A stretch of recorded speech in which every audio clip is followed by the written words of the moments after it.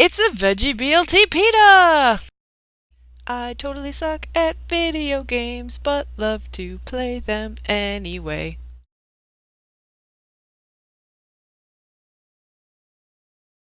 Aloha!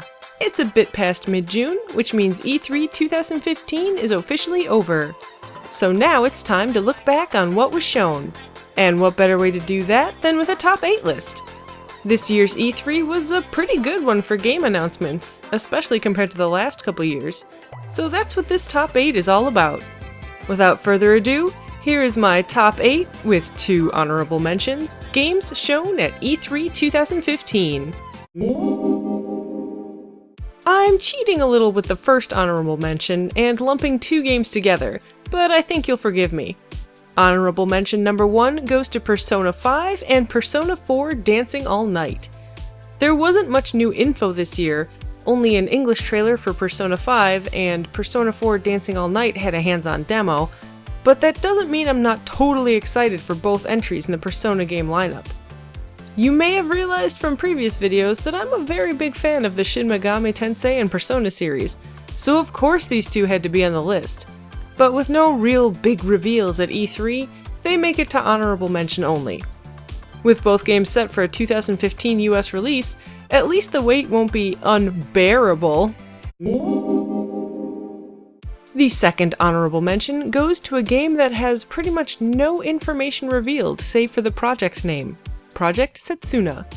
This as-of-yet unnamed game is the first from a new Square Enix studio called Tokyo RPG Factory, whose website states, "The good old days are coming back. To every RPG fan in the world, this is for you." That alone is enough to get me excited, as I'm a fan of good old turn-based JRPGs. Without any actual details on the game, I can't rightly put it on my top 8, but Project Setsuna is on my watch list and definitely deserves an honorable mention. Number 8 is the latest in a series I own all of, yet have never beaten any. Star Ocean: Integrity and Faithlessness.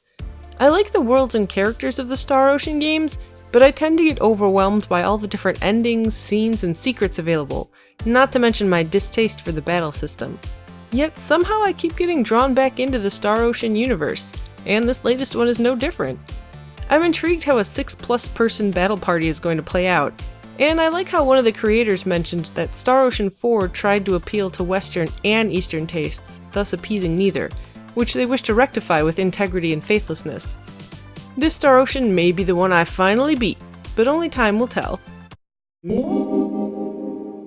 Number 7 brought me back to my old Dreamcast days, and was not a game I ever expected to come to fruition.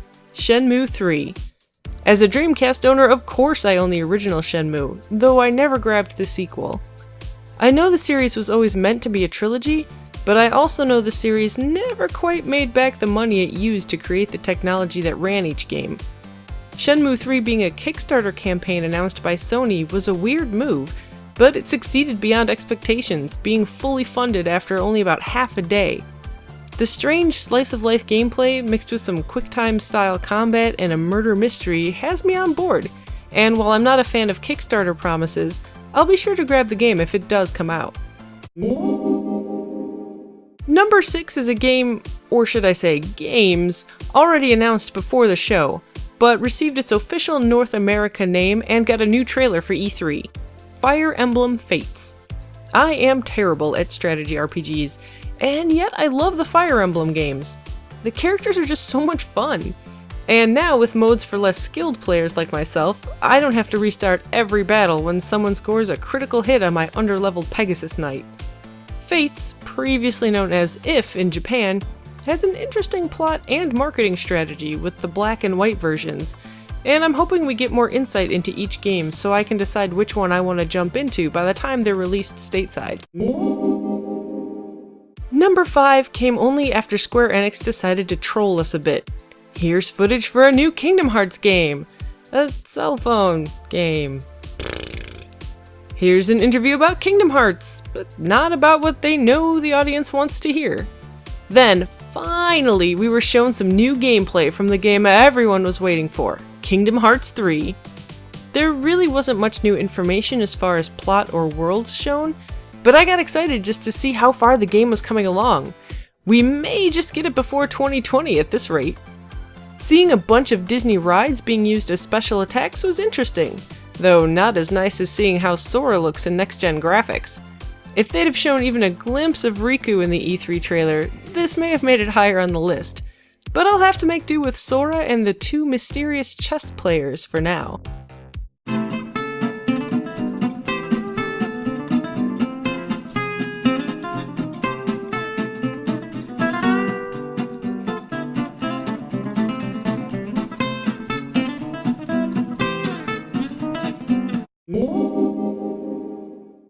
The game takes place in a modern-looking Japan, involves music from actual Japanese artists, which I fear will be a bitch during localization, but we'll see, and has Fire Emblem characters teaming up with talented teens to form partnerships to battle evil.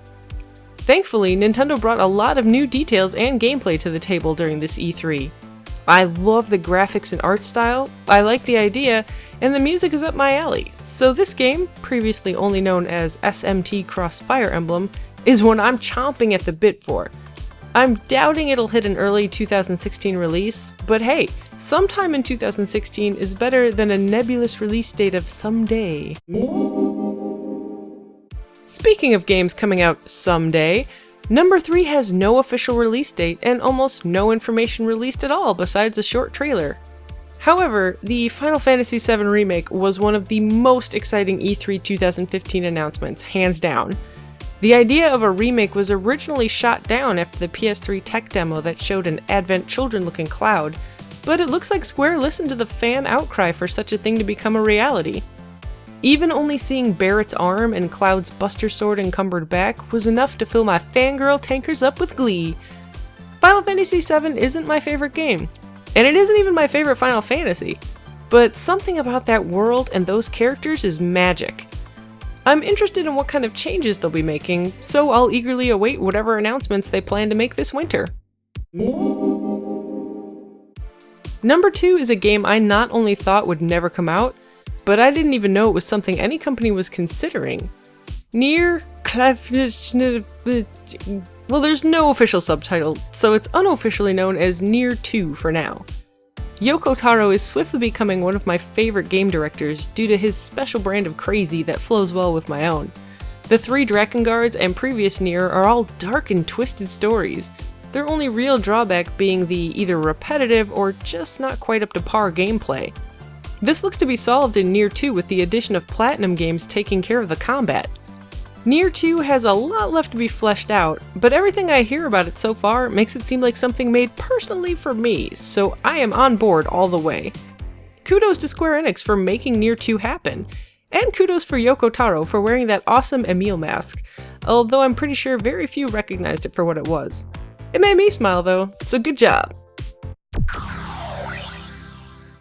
My number 1 game shown at E3 2015 was something I'd given up hope on.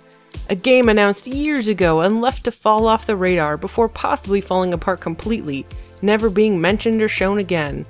Then, suddenly, Sony opens their conference with a game they know we've been waiting a long time for, The Last Guardian. Ico and Shadow of the Colossus are amazing games, and 2 examples regularly pulled up in the "are video games art?" argument. The team behind them surely had a lot of pressure to measure up with The Last Guardian, which may be the reason the game got delayed and pushed to the back of the shelf. Seeing actual gameplay of the little boy working hand in claw with his catbird dog partner was like a breath of fresh air. The game was alive, more beautiful than ever, and hopefully coming out soon as shown by an all-gameplay trailer. Now comes the speculation of what sadness will happen to either the boy or the catbird dog, because anyone who's played a Fumito Ueda game knows that the endings aren't always a happy affair. But I look forward to the tears The Last Guardian will bring from me when it finally comes out. There were a lot of fun and interesting announcements made during E3 2015, but these 8, with 2 honorable mentions of course, were my favorite. But that's just my opinion. What were your favorite games or other announcements? Who do you think won E3 2015? Leave your comments below or hop on over to my Twitter or Facebook, which are both linked in the info box. Thank you all for watching, and I hope you enjoyed!